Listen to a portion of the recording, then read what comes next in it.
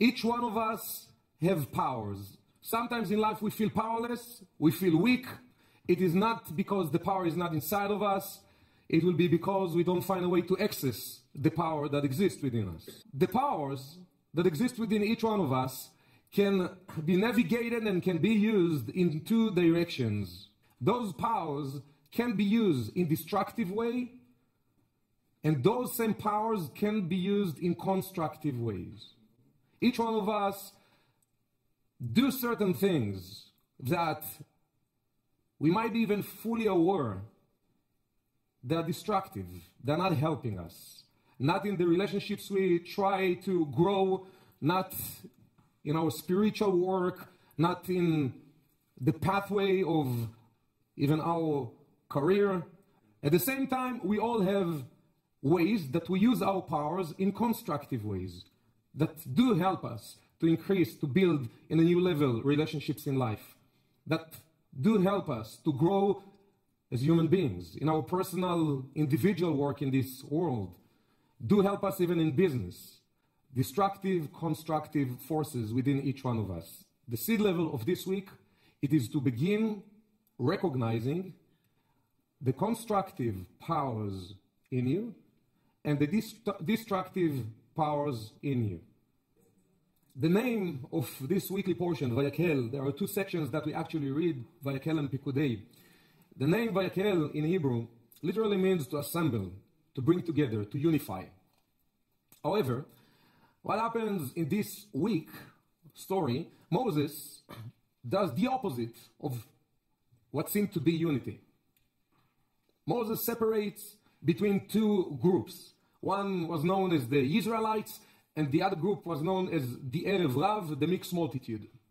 The literal story of this week, repeating almost word by word the same story we read a few weeks ago in the portion of Tumah. In the portion of Tumah, we spoke about the building of our inner temple, of the what's so-called the tabernacle. However, the one difference between the story within Tumah that we read a few weeks ago and this week story is that Moses does not allow that group, was known as the mixed multitude, to give any contribution for the building of the temple.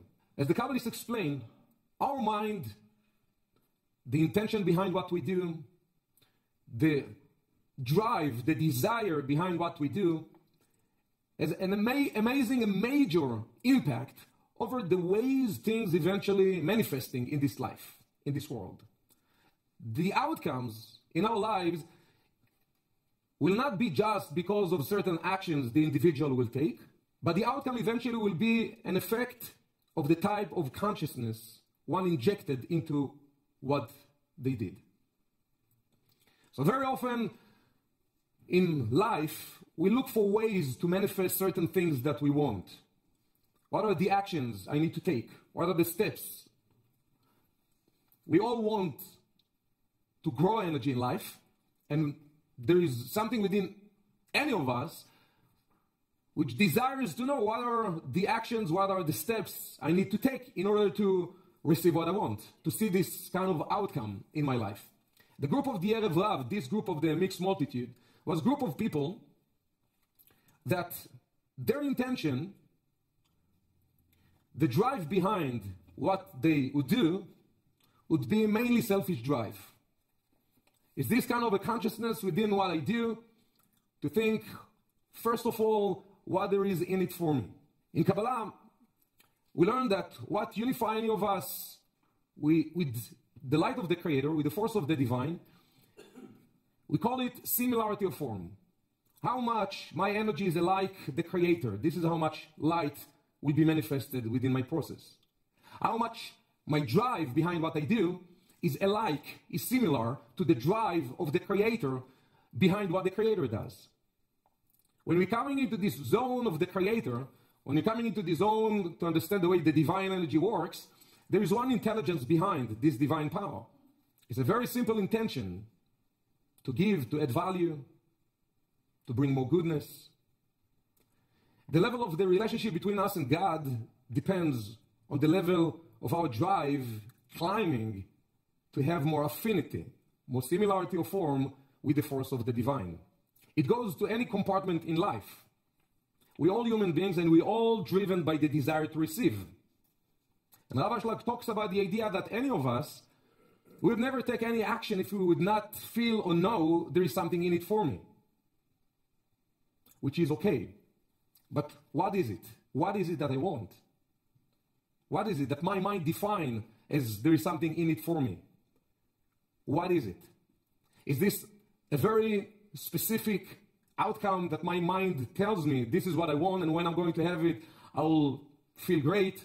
Since we all went through many times in life when we did want something very specific relationship in our life, a specific project in the business, a very specific, whatever it is.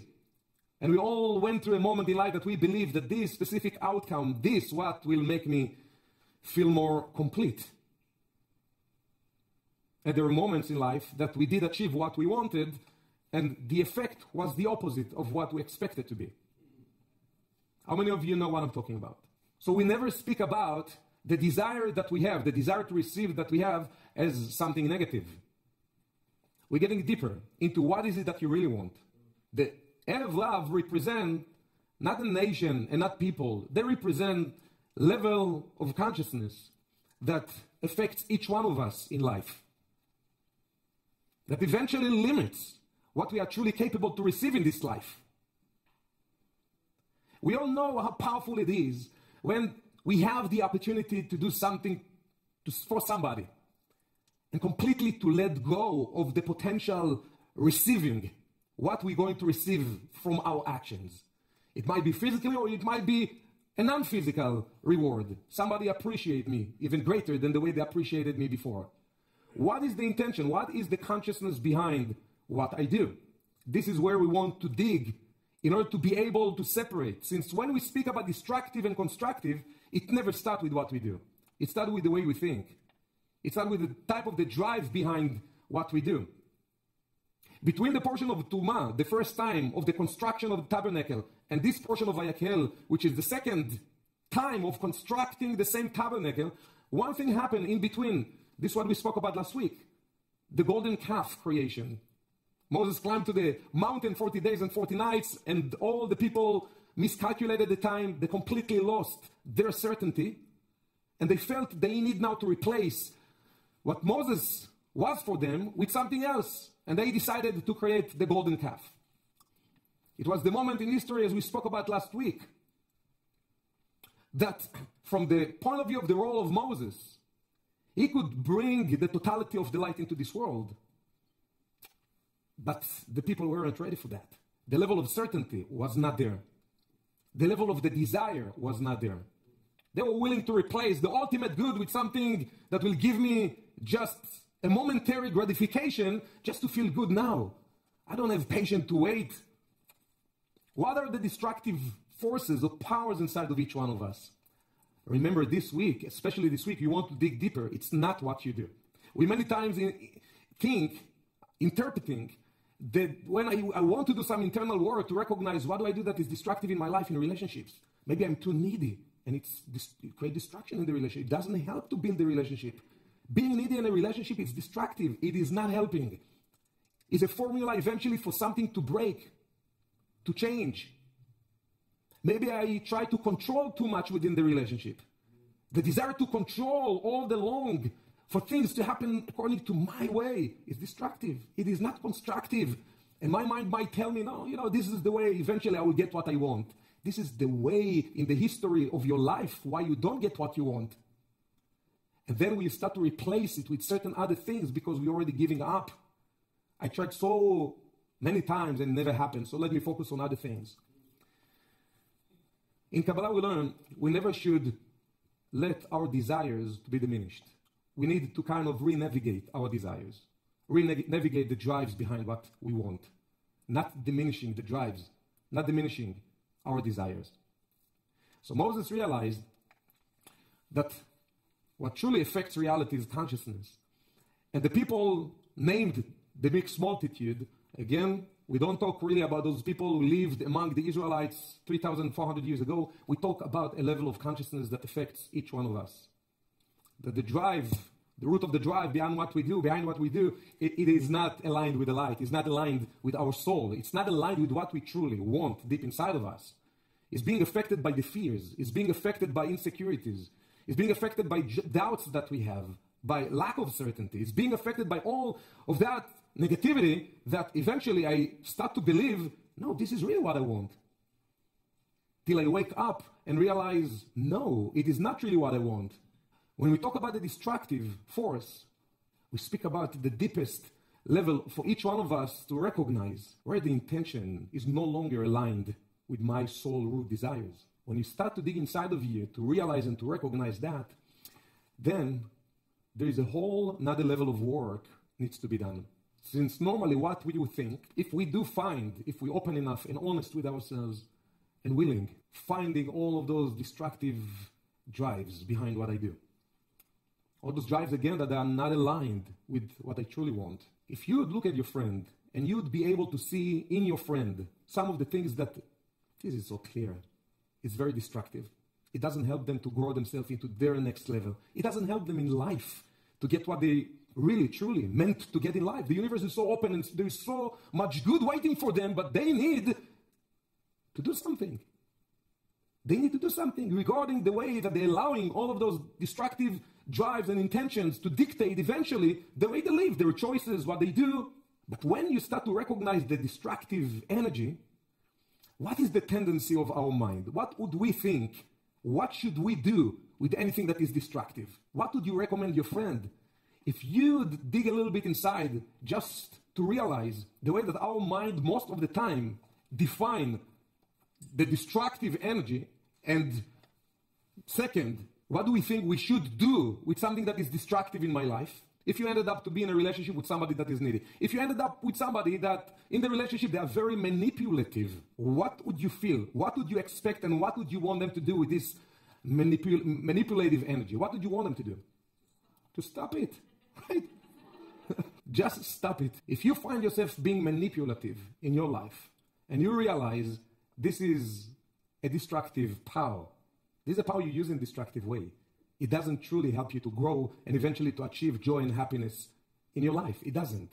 It doesn't. Even if you're super manipulative and you know how to get what you want, you cannot be happy. So you will have everything you want, but joy, you will not have. You'll not be able to enjoy what you have. Think about what a curse.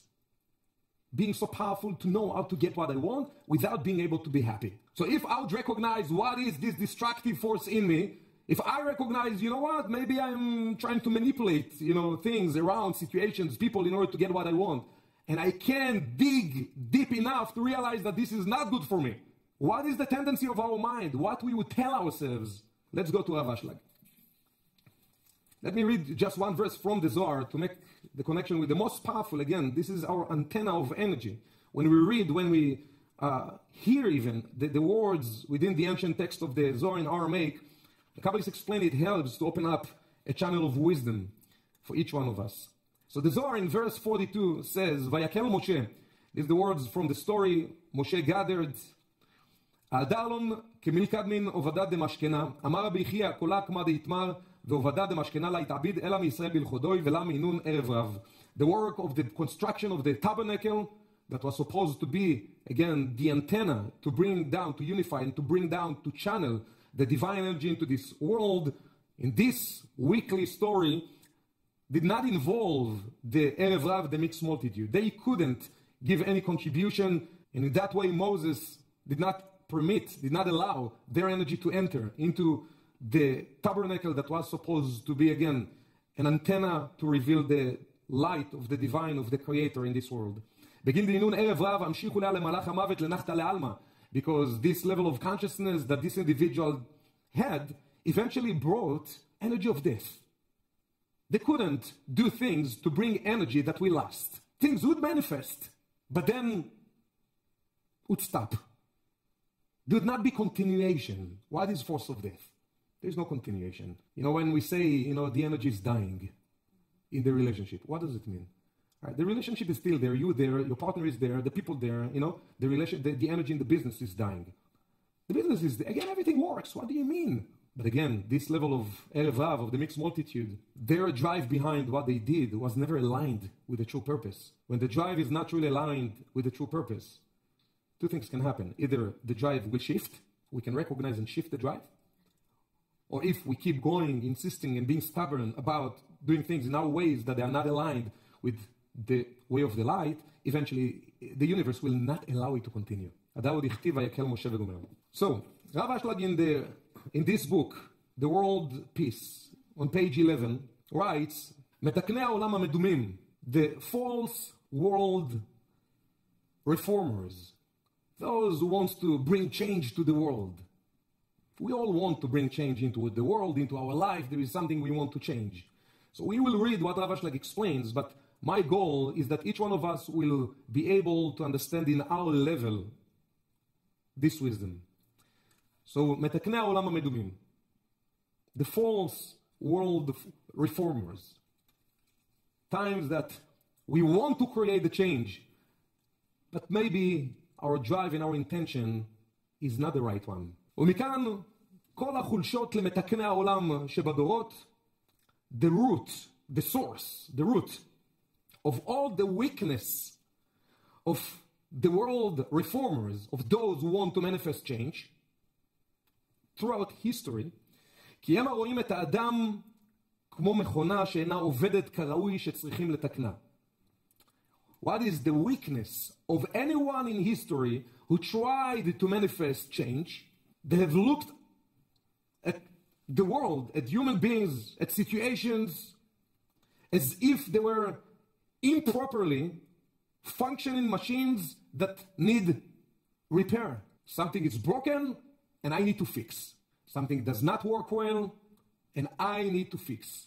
The root of the weakness of anyone who tries to manifest change is a consciousness that tells me something is broken and I need to fix. דהיינו, which means, להסיר ממנה החלקים המקולקלים ולהחליפם באחרים המתוקנים. That if we look at a situation in our life that doesn't work very well, and our perception will be the same as if we're looking at the broken machine, that there are some parts in it that needs to be replaced. We look at situations in life, we look at different people, or we look at ourselves, different aspects of who we are at the moment, different aspects that needs to be replaced. There is some negativity that I cannot allow inside of myself. There is some negativity in the world I cannot allow to exist. A consciousness of weakness of those who try to manifest and apply change. This consciousness will never bring the world into peace. Peace, in Hebrew, means completion as well. The word shalom comes from the word shalem, which is complete. If I want to bring peace into my relationship, if I want my relationship to be a whole, there will be a circuitry of energy that does not stop. If I want to bring the blessing, the holiness, into any compartment of my life, the one consciousness that will never bring it into that place is when we perceive ourselves, others, and situations like a broken machine that needs to be repaired, and there are some aspects within that needs to be replaced. כי כל מגמתם של מתקני העולם הללו, since the sole purpose of those reformers refer to any of us who desire to manifest change in life, in the world, רק לבאר את כל רע וכל מזיק, to exterminate all the bad and destructive. Think about how the mind works. And as I try to emphasize and to remind all of us every week, the work begins inside. Never begins in the way that we look at people or situations. When you do deep spiritual work, and you recognize different kind of negativity inside of you that you'd recognize, it is destructive power. It doesn't help me to awaken more positivity and energy in my life. The first thought that will come, I want to get rid of it. I don't want this part in me. Rav Ashlag says this is the weakness, meaning that this will never bring you into the change that you do desire. Your desire is good desire. When we want to manifest change in life, to bring things into more positive place, the desire is positive, but the drive behind this desire. If I look inside of myself and I recognize there are certain things that now I want to exterminate because they are negative, eventually I will look at people and I will see different destructive things in people, and the desire will be to exterminate the negativity around. Just get rid of that negativity. והאמת, and the truth is, Rav Ashlag says, שלולא הבורא יתברך בעצמו עמד לנגדם, that not the Creator himself stood up against them, against this type of consciousness. Now, when in Kabbalah we speak about even saying this type of a verse, we need to understand what do we speak about. There is a system in this universe. There is a system. And this system, regarding to what we speak about, will never allow anyone that wants to manifest change, that their intention is destructive, meaning to exterminate negativity. There is a system that will not allow this change to manifest. If one leader comes up and says, this group of people are bad, we don't need them in the world, there is a system in the universe that will not allow this thought to manifest completely. Now, this is in the big picture because Rav Ashlag here talks about the big picture. He talks about Metaknei Olam, those reformers that wants to bring the change to the world. But how do you look at the world? If you look at the world as a broken machine that needs to be repaired, and there are some aspects that we need to exterminate because, they just bring negativity. A person cannot hold on to destructive consciousness that views themselves, others, and the world as something that carries elements that don't belong there. ודאי שהיו כבר מספיקים מזמן לנקות את האדם כבקברה.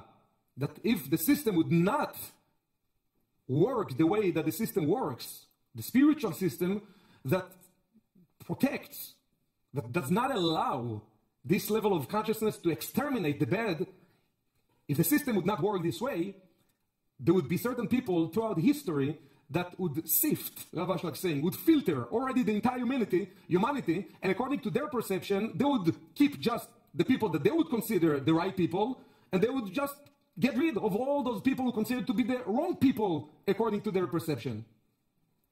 And what is their desire? It is just to make the good remain. Let's get rid of the bad, and let's keep the good.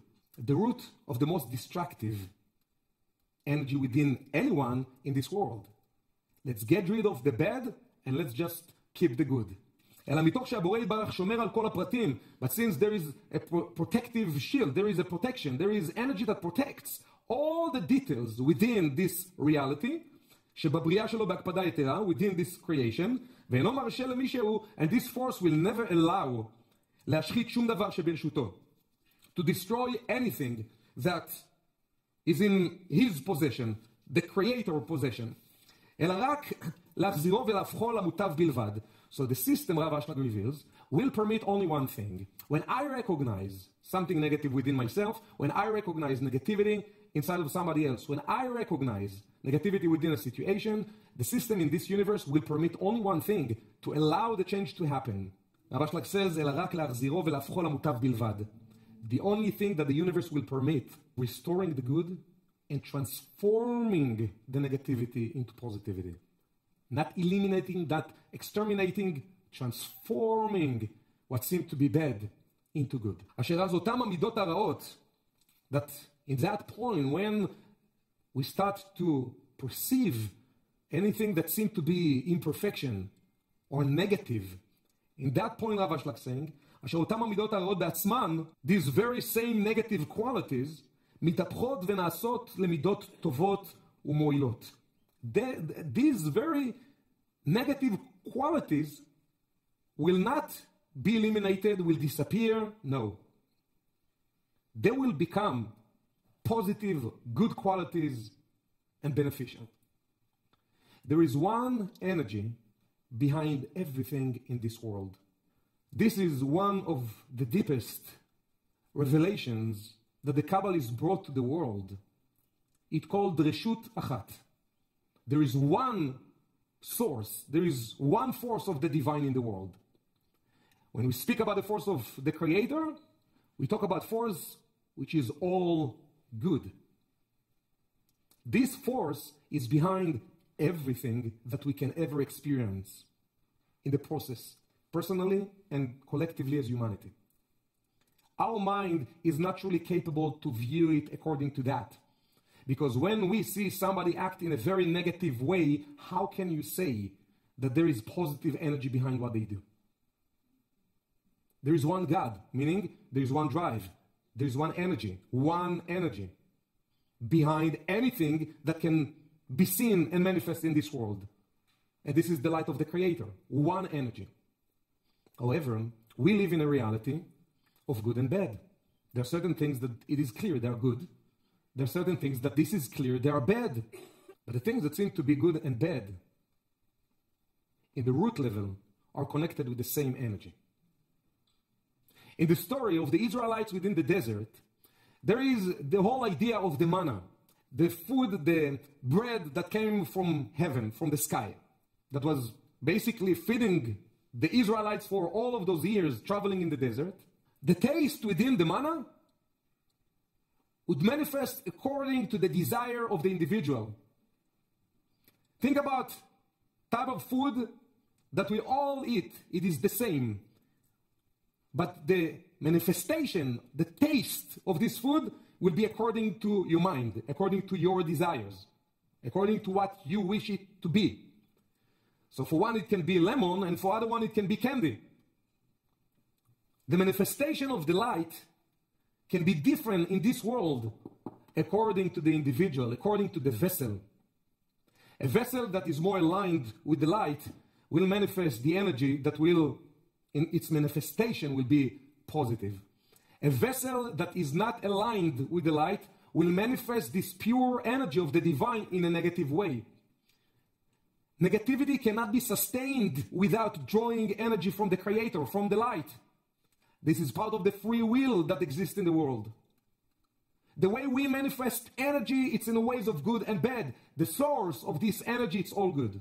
Does that make sense to you? Yeah.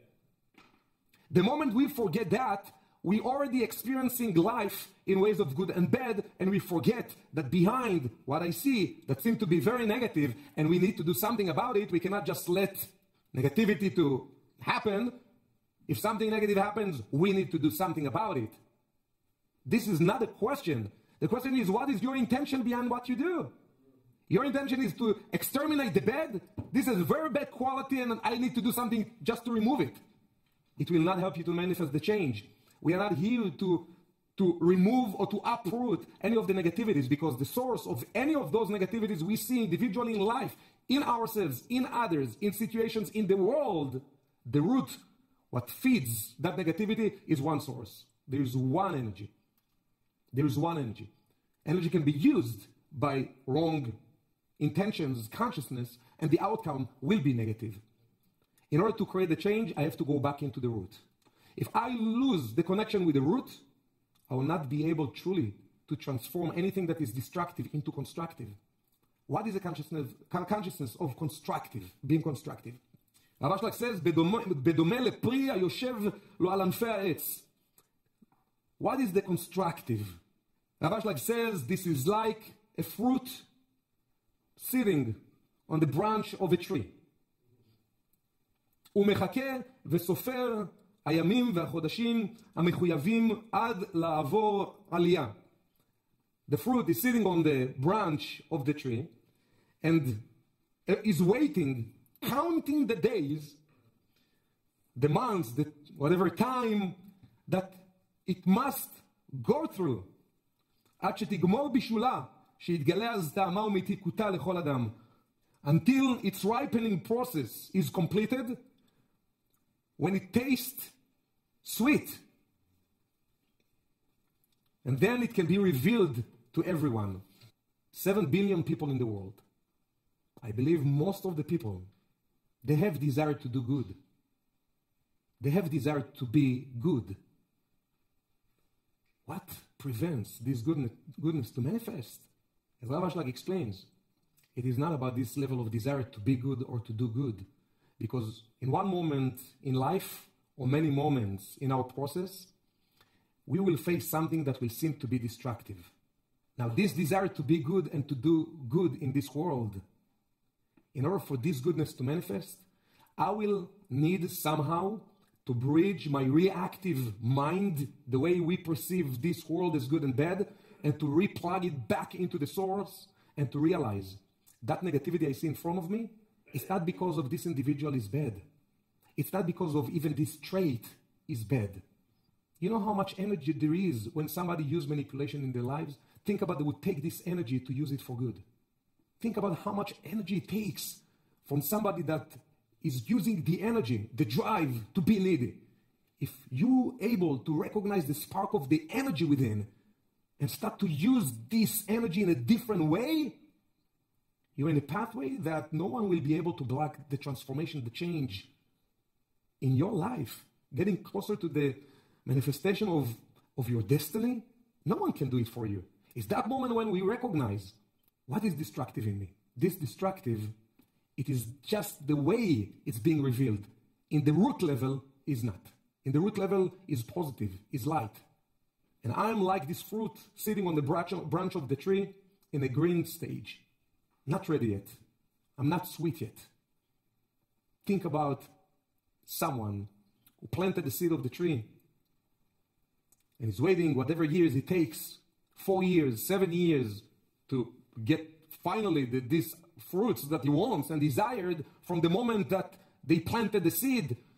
And finally, 4 years, 7 years, finally there are fruits showing up. And this individual lacking some understanding in the way of the process of the fruit, and is just cutting the fruit from the tree in the wrong timings, before the fruit completed its process. This fruit will be bitter, it will be sour. If this individual does not understand what we need, it is just to give ourselves a little bit more time. What you need is to realize you need more time. You need to realize people around you, they need more time to get ready for their change, to be able to manifest the new level of the positivity in their lives. And the way we behave, and we fall, and other people behave, and they fall, and the world works, and we don't want to get into that frame of, this is negative, we need to exterminate it. No, because this is why change did not happen so far in this world.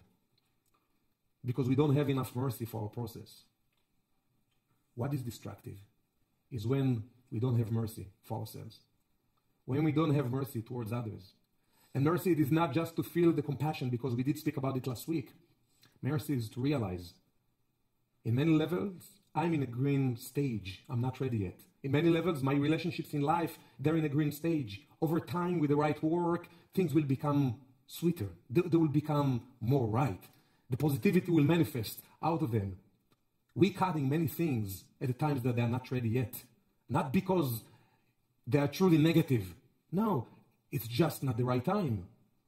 If we would have some more mercy, if we would give ourselves some more time, if we would give other people some more time, if we would give different situations in our life some more time, and obviously time does not mean give it another 2 days. You need to see, what do you do with those 2 days? What energy you inject into it? The energy of where the change will happen, or the energy of I'm here to help. I'm here to help. What can I do to help the transformation to occur, to happen? This is what Rav Ashlag called the people of construction. The people of destruction, it's any time that I let my impatience to dictate eventually what I do. But what I do is already an effect of the drive inside of me. In this week, we want, in one hand, to unify all the constructive forces inside of us and to separate at the same time the constructive from the destructive, not to eliminate. We want to separate, to get clear. This is destructive. This is constructive. Constructive means I know anything that seems to be negative in my life right now, that my reactive desire is just, I want to cut it from my life. No, I don't want to cut anything from my life, even if it seems to be negative.